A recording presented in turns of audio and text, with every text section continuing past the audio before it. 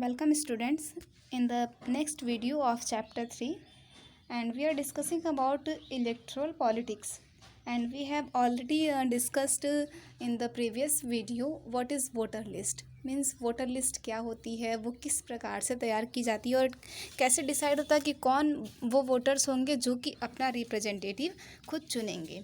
And today's topic is nomination of candidates, यानी कि जो कैंडिडेट्स होते हैं वो कैसे अपना नॉमिनेशन फॉर्म फिल करते हैं और किस प्रकार से जो है ये डिसाइड होता है कि कौन रिप्रेजेंटेटिव हमारा होगा और कौन जो है हमारी गवर्नमेंट में आएगा। तो देखिए, सबसे पहले शुरू करते हैं। We noted above that in a democratic election people should have a real choice. अच्छा, हमने इसके पहले ये पढ़ा था, आपने ये नोट किया होगा कि जो डेमोक्रेटिक इलेक्शंस होते हैं उनके पास, जो डेमोक्रेटिक इलेक्शंस में जो पीपल्स होते हैं उनके पास एक रियल चॉइस होती है कि वो अपना रिप्रेजेंटेटिव किसको वो चुन सकते हैं। This happens only when there are almost no restrictions on anyone to contest an election. अब देखिए, ऐसा सिर्फ तभी पॉसिबल हो सकता है जबकि किसी भी इलेक्शन में, किसी भी डेमोक्रेटिक इलेक्शन में कोई भी व्यक्ति है उसके ऊपर किसी भी प्रकार का रिस्ट्रिक्शंस नहीं होता है, यानी उसके ऊपर किसी भी प्रकार का दबाव नहीं होता कि वो इलेक्शंस में वोट कर सकता है या फिर अपना रिप्रेजेंटेटिव वो इलेक्ट कर सकता है। This is what our system provides. अब देखिए, यही हमारा सिस्टम जो है यही हमको प्रोवाइड करवाता है। कहने का मतलब ये कि anyone who can be a voter can also be a candidate in elections. अब देखिए, कोई भी व्यक्ति जो भी एक वोटर है वो चाहे तो वो एक कैंडिडेट जो है वो बन सकता है, यानी कि वो इलेक्शंस, वो जो है चुनाव जो है वो compete कर सकता है। The only difference is that in order to be a candidate the minimum age is 25 years while it is only 18 years for being a voter। अब देखिए कि हमारे ऊपर किसी प्रकार का रिस्ट्रिक्शन नहीं है, हम चाहे तो कैंडिडेट बन सकते हैं, एक रिप्रेजेंटेटिव के रूप में, प्रतिनिधि के रूप में हम जो है चुनाव लड़ सकते हैं। लेकिन सिर्फ और सिर्फ एक रिस्ट्रिक्शन, सिर्फ एक जो है डिफरेंस होता है एक वोटर के लिए में और एक कैंडिडेट में, कि जो कैंडिडेट होते हैं उनकी मिनिमम एज जो है, कम से कम उनकी एज 25 ईयर्स होनी चाहिए, जबकि एक वोटर जो वोट देने वाला है उसकी एज जो है 18 ईयर्स डिसाइड की गई है। ठीक है, बस यही एक छोटा सा डिफरेंस होता है। और इसके अलावा there are some other restrictions on criminals etcetera, but these apply in very extreme cases. अब देखिए, सिर्फ और सिर्फ एक और जो क्रिमिनल्स होते हैं उनके ऊपर भी रिस्ट्रिक्शंस होता है कि वो जो है चुनाव नहीं लड़ सकते हैं। अगर उनके ऊपर जो है किसी प्रकार का क्रिमिनल केस जो है वो 2 साल तक लगातार चला है तो वो व्यक्ति जो है वो इलेक्शन जो कि नहीं लड़ सकता है और वो नॉमिनेशन फॉर्म नहीं फिल कर सकता है। तो ये सिर्फ एक बहुत ही एक्सट्रीम केसेस ऐसे होते हैं तभी ऐसा होता है, अदरवाइज ऐसा किसी भी नागरिक के ऊपर प्रतिबंध नहीं लगाया गया कि नहीं तुम इलेक्शंस को compete नहीं कर सकते हो, तुम उसमें कॉन्टेस्ट नहीं कर सकते हो, ऐसा कुछ भी नहीं है। Political parties nominate their candidates who get the party symbol and support. अब देखिए, जो पॉलिटिकल पार्टीज़ होती हैं वो नॉमिनेट करती हैं, अपना एक कैंडिडेट बनाती हैं और उस कैंडिडेट को खड़ा करती हैं, उसको पार्टी सिंबल्स प्रोवाइड करवाती हैं, उसको सपोर्ट देती हैं। Parties nomination is often called party tickets. अब देखिए, जो पार्टीज़ होती है वो नॉमिनेशन जब फॉर्म फिल होता है तो उसको हम कह सकते हैं कि वो एक, और जब एक कैंडिडेट जो है वो चुनाव लड़ता है अपने नॉमिनेशन के द्वारा तो उसको कहते हैं कि उसको पार्टी का टिकट दिया गया है, यानी कि उसको पार्टी का टिकट मिला है उस पार्टी का, तो उस टिकट के द्वारा जो है वो पार्टी में वो एक रिप्रेजेंटेटिव के रूप में वो इलेक्शंस लड़ रहा है। ठीक है, every person who wishes to contest an election has to fill a nomination form and give some money as security deposit. अब देखिए, कोई भी व्यक्ति जो कि ये चाहता है कि वो इलेक्शन में कॉन्टेस्ट करे, इलेक्शन लड़े, तो वो एक नॉमिनेशन फॉर्म फिल करता है और कुछ वो मनी जो है सिक्योरिटी डिपॉजिट के रूप में अपने इलेक्शन कमीशन को वो देता है। मतलब एक सिक्योरिटी डिपॉजिट के रूप में इलेक्शन कमीशन को कुछ मनी दी जाती है, तब जा कर के आप इलेक्शंस को लड़ सकते हो। Recently, a new system of declaration has been introduced on direction from the Supreme Court। अब देखिए कि कुछ समय पहले ऐसा हुआ है कि जो है एक नया सिस्टम लागू किया गया जिसमें जो है एक आपको डिक्लेरेशन फॉर्म, मतलब आपको एक अपना जो भी चीज़ें हैं वो आपको जो है, जैसे आपके बारे में जो भी चीज़ें हैं वो आपको सुप्रीम कोर्ट के द्वारा ये इशू किया गया है कि आपको हर चीज़ जो है बतानी होगी। जैसे every candidate has to make a legal declaration giving full details of, जैसे कि जो भी कैंडिडेट होता है जो चुनाव में कॉन्टेस्ट करने वाला है वो जो है एक पूरा डिक्लेरेशन, लीगल डिक्लेरेशन देता है, फुल अपने डिटेल्स देता है। जैसे कि वो किसी भी प्रकार का serious criminal cases pending against the candidate, कोई ऐसा क्रिमिनल केस तो नहीं उसके ऊपर चल रहा है, मतलब कि कोई वो किसी ऐसे क्रिमिनल केसेस में वो इन्वॉल्व तो नहीं है।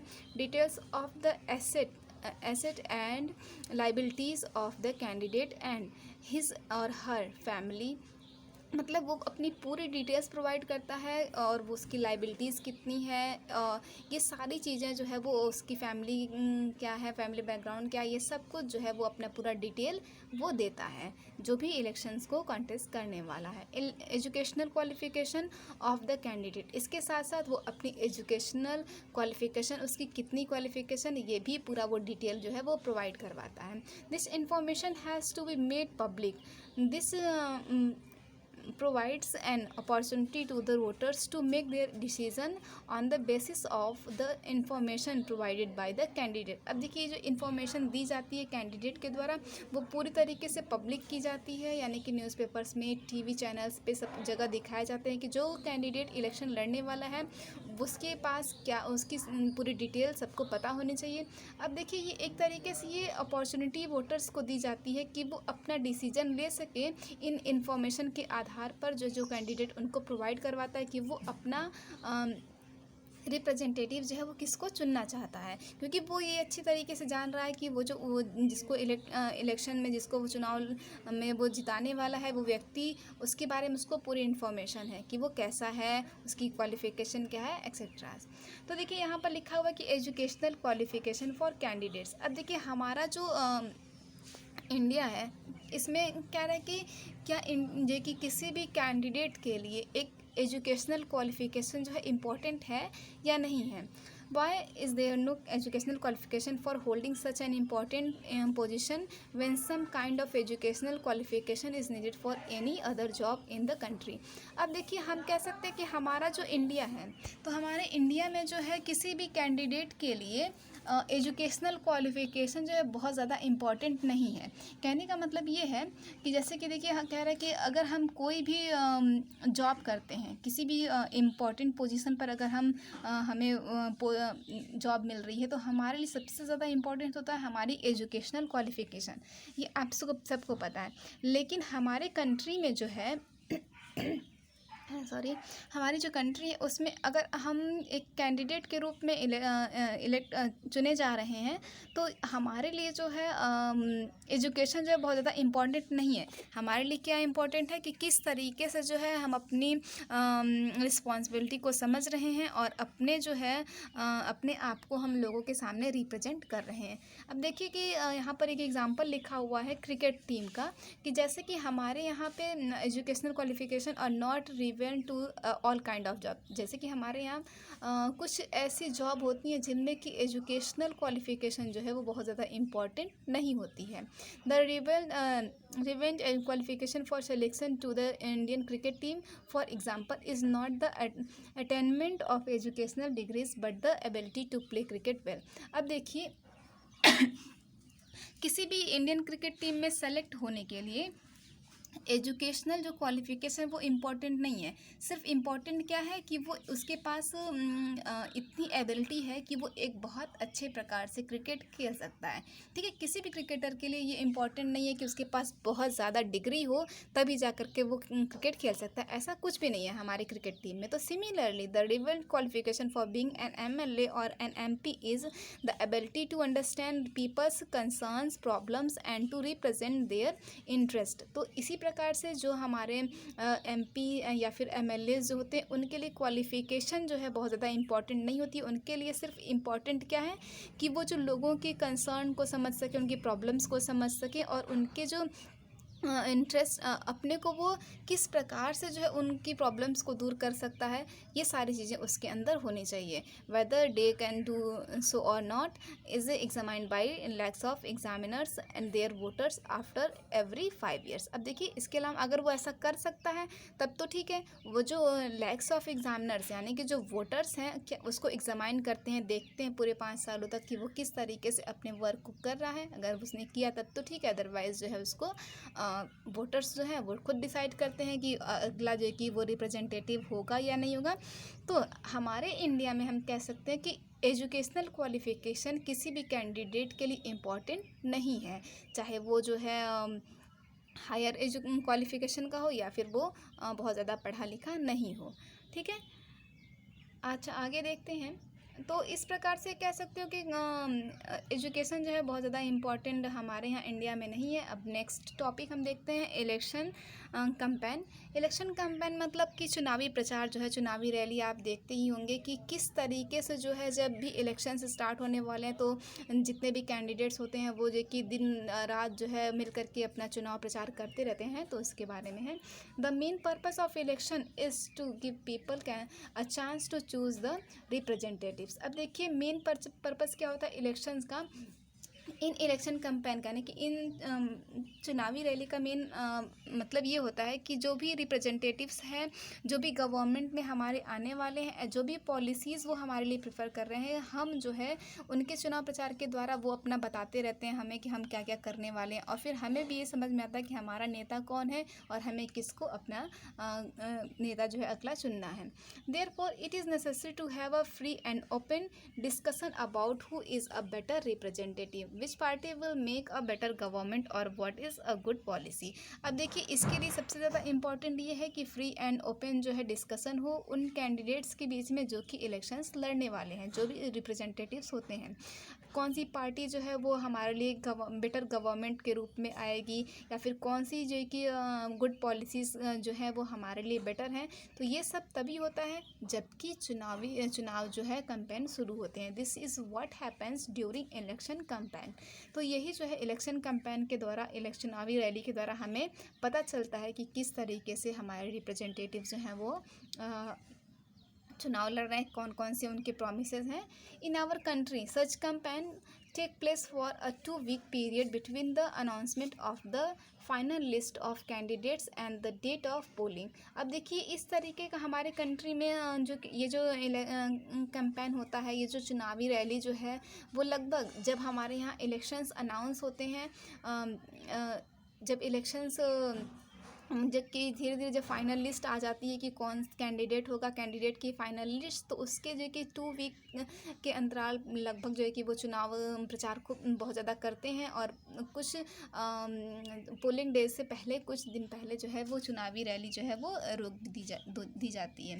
During this period the candidates can contact their voters, political leaders, address election meeting and political parties, mobilise their supporters. अब देखिए इस समय में ये जब चुनावी रैली होती है, जब इलेक्शन कैंपेन स्टार्ट होता है, तो इस समय में जो कैंडिडेट्स होते हैं वो अपने वोटर्स से कांटेक्ट करते हैं, पॉलिटिकल लीडर्स से कांटेक्ट करते हैं और साथ में बहुत सारे इलेक्शन मीटिंग्स हेल्ड करते हैं। और इसके साथ साथ वो पॉलिटिकल पार्टीज़ को अपने जो उनको सपोर्टर हैं उनको वो देखते हैं, उनको उनसे जो है कि वो मतलब उनको अपने बारे में वो ज़्यादा से ज़्यादा जो है कि उनको बताते हैं कि हम जो है ये सारी चीज़ें करने वाले हैं इस इलेक्शन जीतने के बाद। This is also the period when newspapers and television news are full of election related stories and debates. अब देखिए ये एक ऐसा टाइम होता है जबकि जो न्यूज़पेपर्स होते हैं, जो टेलीविज़न होते हैं, वो पूरी तरीके से इलेक्शन से रिलेटेड जो है स्टोरीज़ और उनके डिबेट्स को वो हमें बताते रहते हैं, दिखाते रहते हैं कि क्या क्या चीज़ें जो है हमारे जो कैंडिडेट्स हैं वो कर रहे हैं।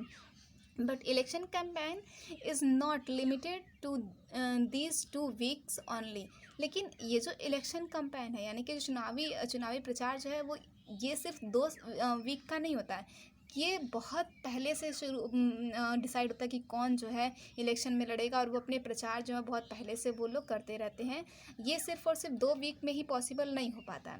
Political party start preparing for election months before they actually take place. ये जो है महीनों पहले से वो जो है स्टार्ट कर देते हैं ये प्रिपेयर करना कि एक्चुअली में कौन जो है इलेक्शन वो जो है वो कौन किस तरीके से उनको अपना चुनाव प्रचार करना है। In election campaign political parties try to focus public attention on some big issues. अब देखिए जो इलेक्शन कैंपेन होता है, जो चुनावी प्रचार होता है, उसमें जो है पॉलिटिकल पार्टीज़ होती हैं वो ट्राई करती हैं कि जो पब्लिक होते हैं उनके अटेंशन को लेने के लिए उनकी जो बिग सबसे बड़ी इश्यूज़ होती हैं उनको वो सामने लाते हैं और उसको लेकर के वो अपना चुनाव प्रचार का एक मेन मुद्दा बनाते हैं। They want to attract the public to that issues and get them to vote for their party on that basis. अब देखिए वो ये उन लोगों को, पब्लिक को उस इशू के द्वारा अपने को अट्रैक्ट करते हैं और लोगों को ये मतलब कि एक तरीके से वो उस इशू के बेसिस पे जो है उनके उस बेसिस पे जो है कि वो ये ट्राई करते हैं कि जो है उस इशू को हम उठाएंगे, उसका मुद्दा बनाएंगे तो लोग जो है कि उनसे अट्रैक्ट होंगे और उनको जा कर के वोट देंगे। ठीक है, एक तरीके से वो पार्टी को जीतने के लिए उन बड़े बड़े मुद्दों को उठाते हैं। Let's look at some of the successful slogan given by different political parties in various election. आइए देखते हैं कुछ यहाँ पर दिए हुए स्लोगन। जैसे आप जानते हो कि जब भी इलेक्शंस होते हैं तो हर पार्टी जो है अपने कुछ नए नए इलेक्शंस जो है कि वो चलाती है। जैसे कि अभी आपका करंटली देखोगे हमारे जो पीएम मोदी हैं, उन्होंने स्वच्छ भारत का जो है कि स्वच्छ स्लोगन दिया है कि हम जो है कि स्वस्थ भारत और स्वच्छ भारत बनाएंगे। तो इसी तरीके से बहुत सारे पार्टीज़ होती हैं जो कि अपने नए नए इलेक्शन क्या कहते हैं अपने स्लोगन्स देती है। जैसे कि the Congress party led by Indira Gandhi give the slogan of garibi hatao remove party in the Lok Sabha elections of 1971। The party promised to reorient all the policies of the government to remove poverty from the country। अब देखिए ये एक Congress party जबकि 1971 की बात हो रही, उस समय में इंदिरा गांधी पॉलिटिकल पार्टी को लीड कर रही, तब उन्होंने गरीबी हटाओ का नारा दिया था लोकसभा इलेक्शन में। 1971 के लोकसभा इलेक्शन में उन्होंने मतलब रिमूव पॉवर्टी को उनका नारा दिया था और उस समय में इनकी ये जो पार्टी थी ये जीती भी थी इस लोकसभा इलेक्शन में। सेकेंड है save democracy was the slogan given by Janata party under the leadership of Jayaprakash Narayan. Jayaprakash Narayan ने जो कि सेफ डेमोक्रेसी का नारा दिया था, जो कि जनता पार्टी के लीडर थे उस समय में। 1977 के लोकसभा इलेक्शन में उन्होंने ये नारा दिया था। ऐसा उन्होंने इसलिए किया था क्योंकि उस समय में जो है वो पूरे कंट्री में इमरजेंसी लागू की गई थी, तो इसीलिए उन्होंने सिविल लिबर्टीज़ को प्रमोट करने के लिए ये नारा दिया था। ठीक है, इनका ये स्लोगन था। The left front use the slogan of land to the tiller in the West Bengal assembly election held in 1977। यानी कि 1970 के बंगाल असेंबली इलेक्शन में लेफ्ट फ्रंट ने जो है कि पार्टी जो थी उन्होंने लैंड टू द टिलर का स्लोगन यूज़ किया था। Protect the self respect of the Telugus was the slogan use by N T Rama Rao the leader of the Telugu Desam party in Andhra Pradesh assembly election in 1983। यानी कि 1983 के आंध्र प्रदेश असेंबली इलेक्शन में जो एन.टी. रामाराव थे, जो कि तेलुगु देशम पार्टी के जो लीडर थे, उन्होंने protect the self respect of the Telugus का नारा दिया था। तो इस तरीके से जो डेमोक्रेटिक पार्टीज़ होती हैं वो विभिन्न प्रकार के जो हैं अलग अलग स्लोगन्स वो अपना देती हैं। In a democracy it is best to leave political parties and candidates free to conduct their election campaign the way they want to. तो देखिए एक डेमोक्रेटिक कंट्रीज जो होती हैं उसमें सबसे बेस्ट ये होता है कि पॉलिटिकल पार्टीज़ जो हैं, जो कैंडिडेट हैं, उनको पूरी तरीके से फ्री छोड़ दिया जाए कि वो किस तरीके से अपने इलेक्शन को, अपने इलेक्शन कैंपेन को वो किस वे में जो कि वो चाहते हैं चुनाव प्रचार करना। But it is sometimes necessary to regulate campaign to ensure that every political party and candidate gets a fair and equal chance to compete। लेकिन कभी कभी ऐसा होता है कि ये उनके ऊपर ये देखना भी होता है, इलेक्शन जो कमीशन होता है वही देखता रहता है कि किस तरीके से जो ये चुनावी प्रचार की प्रक्रिया जो है वो चल रही है वो सही चल रही है या नहीं, फेयर और इक्वल चांस सबको मिल रहा है या नहीं। According to our election law no party और कैंडिडेट कैन, यानी कि अब देखिए इसके लिए हमारी जो सबको इक्वल जो अपॉर्चुनिटीज़ मिल सके तो इसके लिए हमारा जो इलेक्शन लॉ है उसमें ये कहा गया है कि कोई भी पार्टी या फिर कैंडिडेट जो है ब्रीव और थ्रेटन वोटर्स, मतलब कि वो वोटर्स को लालच नहीं देगा किसी प्रकार का, मतलब कि उनको रिश्वत इस तरीके की कोई वोटर्स को वो मतलब कि ये नहीं कि उनको भड़काएगा या फिर उनको डराएगा धमकाएगा, ऐसा वो नहीं कर सकता है। Appeal to them in the name of caste और रिलीजन, यानी कि वो कास्ट के आधार पर या फिर रिलीजन के आधार पर वोट नहीं मांग सकता है, अपील नहीं कर सकता कि मतलब हम आपके कास्ट के हैं या फिर हम आपके कास्ट को बढ़ावा देंगे, ऐसा वो कुछ नहीं कर सकता है।